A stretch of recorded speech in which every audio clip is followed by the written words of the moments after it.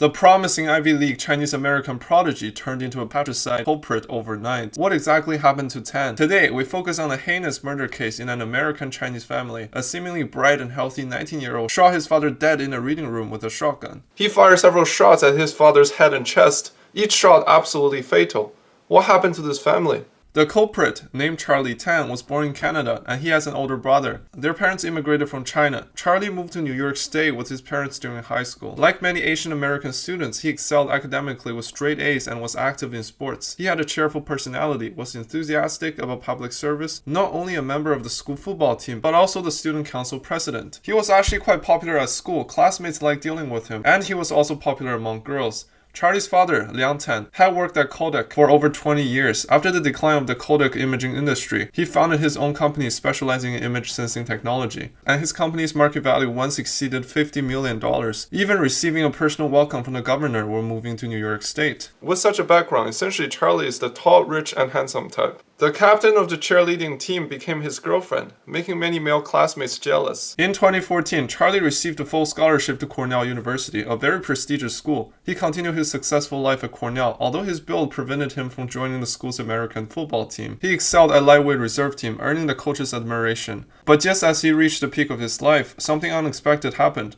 On February 5, 2015, Charlie suddenly drove home from school in the snow for over 2 hours. He left in a hurry without directly informing his coach, leaving only a note for his roommate, saying there was an emergency at home and he needed to go back for a few days. Late that night, Charlie visited his high school girlfriend's house, showing low spirits and restlessness. Shortly after he left, his girlfriend called the police, expressing concern that he might be thinking of something drastic. When the police arrived at Tan family mansion after the report, it was Charlie who opened the door, appearing perfectly normal at that time. He told the police that he had encountered some academic difficulties and had come back to relax, feeling much better now. After asking a few questions to the polite young man, the police left without even entering the house. However, 4 days later, another call to the police brought them back to the house. This time, it was Charlie's mother who called. She told the dispatcher in broken English that her husband was shot dead in the reading room by her son. When the police arrived on scene, the Tan mother and son were already waiting at the entrance of the garage. Charlie remained calm as he comforted his trembling mother, while calmly informing the police that the body was in the reading room on the second floor, and the murder weapon was near the garage door. The 49-year-old Mr. Tan was found lying face up under the desk in the study, his head blown to pieces. On the carpet at the entrance of the study, the police found several shotgun shells, and one of them had a fingerprint on it, later found to match Charlie's fingerprint. The testimonies of the mother and son regarding the sequence of events were consistent. Mr. Tan had a history of domestic violence, often abusing his wife and his sons. However, on this day, his son, who had endured his father's violence for long, finally erupted. He went to the garage, grabbed his friend's shotgun, went upstairs, and shot his father in the head several times. However, during the forensic investigation, the police found significant discrepancies in the testimonies of the mother and son. Firstly, the position of the body.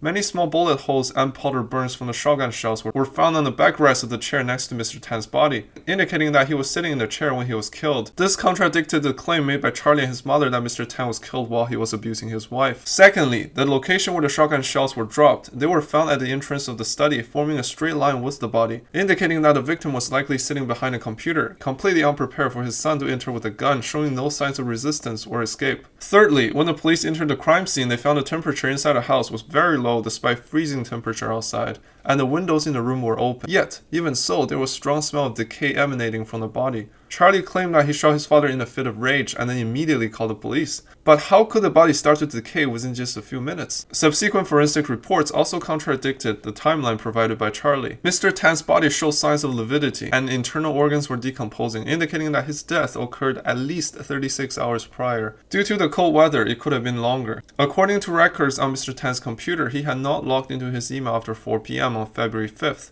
This suggests that Mr. Tan was likely already dead by this time. Based on this information, the police reconstructed the time and process of the crime. On February the 5th, Tan returned from school and for some reason killed his father while he was in the reading room. The police obtained border records showing that the mother and son had traveled to Canada 4 days after the incident and then returned. The police speculated that upon their return, they discovered that even though they had opened the windows to cool the house, Mr. Tan's body had still decomposed. Unable to hide the truth any longer, they made up a self-defense story to tell the police. However, without these accounts, police did not release Tan. Instead, is pursuing a first-degree murder charge. Further investigation revealed more evidence. Using serial number on the murder weapon, the police found out that the buyer of the shotgun was actually Charlie's college roommate. However, when the police retrieved the surveillance footage from the gun store, they discovered that Charlie had already been at the same gun store the day before his roommate purchased the gun. According to the cashier's recollection, Tan was very eager to buy a gun. However, as he was a Canadian citizen and not a US citizen, he couldn't obtain a gun permit on time, so he had to give up. After returning to school, he persuaded his roommate to buy the gun for him. Moreover, the next day, Charlie borrowed the gun, claiming he had plans to go hunting rabbits, but he never returned it. On the weekend following Mr. Tan's death, Charlie sent emails to his coach and teammates on the football team, requesting to leave. In the emails, he mentioned that something significant had happened, but assured them not to worry, as they would soon hear about it in the news. The sudden transformation of an outstanding and ambitious young man into a patricide culprit shook not only the school authorities and those around Charlie, but also the tiger parents who pushed their children to prestigious Ivy League schools. Since Charlie refused to plead guilty to first-degree murder, the case proceeded to a jury trial. Usually, when a case involves family members killing each other, it becomes a blood-soaked battlefield in court. There will be tangled emotions of love and hate, inconsistent alliances, and constant need to outsmart each other. However, this case presented a new dilemma. Charlie's mother and brother remained steadfast in their support for the defendant, holding high the attitude of father deserved to die. In the eyes of the prosecutors, it was clear that this family had prepared to defend from the very beginning. Within 5 minutes of the police arriving at the Tan residence and discovering the body, a criminal defense lawyer and his assistant appeared on the scene. Even before the police began questioning, several waves of lawyers arrived as if in a talent show, hoping to defend this case. As mentioned earlier, the Tan family was quite wealthy and they wanted to protect their youngest son at all costs. As long as the lawyer can secure an acquittal, the cost is not an issue. It's worth mentioning that the money used for the defense was essentially earned by Mr. Tan himself. Now, earning the money he earned to exonerate the person who killed him is somewhat lamentable. Charlie's lawyers was extremely confident and even made a statement before the trial began. He claimed that Charlie didn't even need to request leave for the next semester. Just appearing in court would be enough to secure his acquittal. Even the prosecutors couldn't fathom where this confidence came from. In this case, when Mr. Tan was killed, he was working behind his desk with no weapons nearby to harm others. He and the alleged victim of domestic violence, as stated in the testimonies, were not even in the same room. There was no sign of struggle at the scene, so Charlie's claim of self-defense could be ruled out. However, the prosecutor faced a tricky dilemma in this case. If they admitted to severe domestic violence by the deceased, it would make it easy for the defense to argue self-defense, or a mental breakdown caused by the abuse, both valid reason for acquittal. But if they avoided discussing the deceased's domestic violence, it seems that there's no motive for the crime. If motives cannot be identified, this case becomes even harder to prosecute. They decided to use the narrative of Mr. Tan's domestic violence. To back this up, the prosecutor proactively submitted a 911 recording on January 29th made by Charlie's mother. In this recording, Mrs. Tan was crying, urging the police to come quickly, saying that she was being beaten by her husband, who had pushed her to the ground and tried to strangle her. 911 center, what is the address of the emergency? Are you injured? Yes, he choked me and I'm so scared. Please, You want an please ambulance? help. Oh, you call me? In the midst of her stuttering, Mr. Tan suddenly interrupted. His tone was calm, speaking fluent English to the police, saying, "There's no problem at our house. My wife is a little upset, but we're both fine. You don't need to come over." Of course, the police still came, but when they knocked on the door of the Tan residence, they saw an unexpected scene. Mr. Tan was well dressed, with neat hair showing no signs of being the husband who had committed domestic violence against his wife. Mrs. Tan's eyes were slightly red, as if she had just cried, but otherwise everything seemed normal. There was indeed a very slight redness on her neck, but it's much less severe than what would have come from a strangulation. The furnishings in the house were also normal. Doesn't seem like anyone fought here. The most crucial point was that Mrs. Tan telling the police that everything is okay. They just had a little bit of argument, but everything is okay now. She repeatedly emphasized that there was no problem. Her husband hadn't actually laid hands on her, and the misunderstanding was caused by her poor English. The two officers, after confirming that Mrs. Tan was indeed not in danger, left. However, the next day, Mrs. Tan still applied for a restraining order, and the prosecution argued that the long-term domestic violence was the motive for this case. Both sons, after leaving home for college, noticed an escalation in Mr. Tan's violence against their mother. Out of protection for his mother, Charlie drove home and killed his father upon hearing that his father had once again laid hands on her. The prosecutor's strategy was to strike first, confirming the fact of domestic violence, emphasizing that the defendant indeed had a motive for the crime, and then they would be ready for whatever came next. But they never expected the defense to completely bypass the idea of protecting his mother and killing his father in self-defense. They instead presented an alternative possibility: innocence.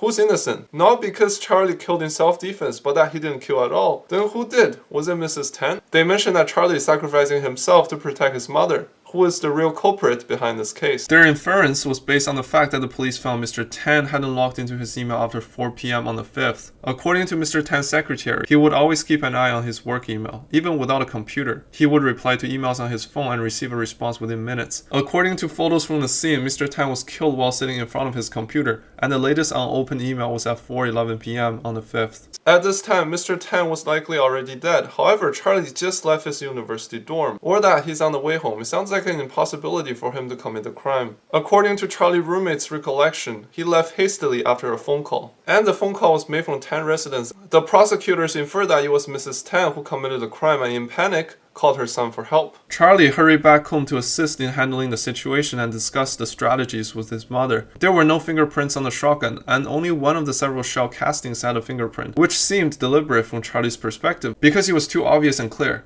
Contrasting with clean scene, it's highly likely that Charlie intentionally did this to take the blame. Compared to Charlie, Mrs. Tan's motive was more apparent. Given that Mr. Tan had no will, all his property would go to Mrs. Tan after his death. Moreover, wouldn't it make more sense for the prosecutor's argument that the victim, having severely abused his wife, was killed by her? The defense had almost no room to counter this argument. Indeed, from these perspectives, Mrs. Tan had a stronger motive, more time, and was more likely. Another unfavorable situation for the prosecutor was that since Mrs. Tan was Charlie's immediate family member, she had the right to refuse to testify. Similarly, Charlie himself also refused to take the witness stand.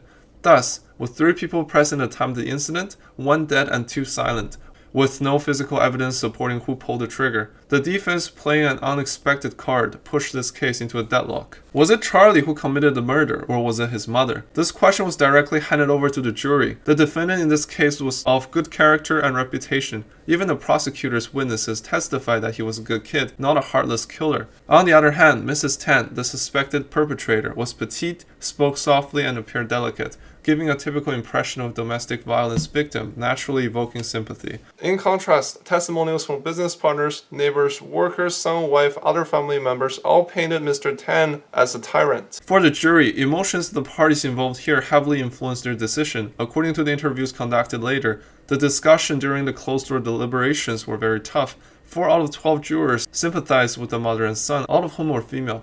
They viewed Charlie as a good kid wanting to protect his mother and Mrs. Tan as a vulnerable woman wanting to protect herself. Regardless of who committed the murder, they found it understandable, and the evidence was insufficient to prove who actually did it. Were they going to send an innocent 19-year-old boy to prison and ruin his life? 4 jurors even broke into tears thinking about the possibility. They firmly disagree with the guilty verdict for Charlie. The jury split into 2 factions and deliberated for over 50 hours, resulting in a deadlock. Typically, a judge would announce the initiation of a new trial procedure and select a new jury when faced with a deadlock. However, this time was different. Upon being informed by the jury deadlock, the judge fell into prolonged silence. Finally, he unexpectedly addressed the defendant, Charlie, saying that, "You're a good kid, and I believe both you and your mother have your reasons." This statement plunged the entire courtroom into an eerie atmosphere. Both the prosecution and defense were dumbfounded, holding their breath, awaiting the judge's further ruling. After a brief silence, a startling scene unfolded. The presiding judge declared the trial concluded, stating that there was no need for a new trial procedure, and that the defendant was acquitted due to lack of evidence. However, the prosecutor promptly protested the judge's ruling. Wasn't the defendant's confession considered evidence? However, from the judge's perspective, the fingerprints on the shell casting only proved the defendant touched a few things. But since there were no fingerprints on the gun, it couldn't prove that he pulled the trigger. The prosecution attempted to argue further but was coldly interrupted by the judge. "You can follow proper procedure for appeal, or start another case charging Mrs. Tan with her husband's murder. But if you say another word now, I will charge you with contempt of court immediately."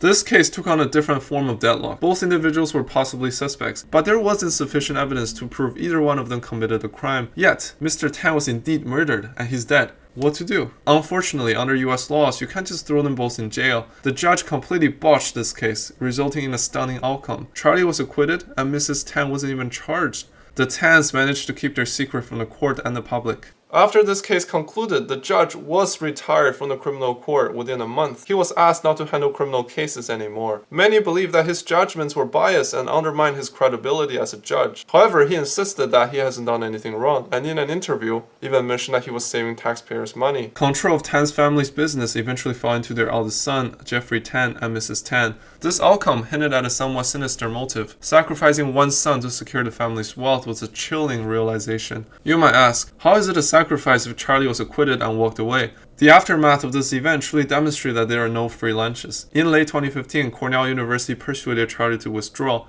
and surprisingly, he didn't contest it, quietly packing up and returning home. But the story wasn't over. 3 years later, in 2018, he was back in court. This time charged with illegal possession of a firearm and carrying a weapon across states, and carrying a weapon across borders. The first charge was self-explanatory because he had indeed used the shotgun his roommate purchased and didn't have firearm license at the time. But how did the second charge come about? Remember, 4 days after Mr. Tan's death, the mother and son combo traveled to Canada and back to the US. That shotgun was in their car the whole time. Crossing the border this way violated both the Canadian law and the US firearm regulation. US law stipulates that you can't be tried twice for the same offense. However, Mr. Tan's murder was a homicide case, not an illegal possession of a firearm, so he was prosecuted again. This time, the judge didn't view him through the good kid lens. He was sentenced to a staggering 20 years, heavier than some rape murder cases.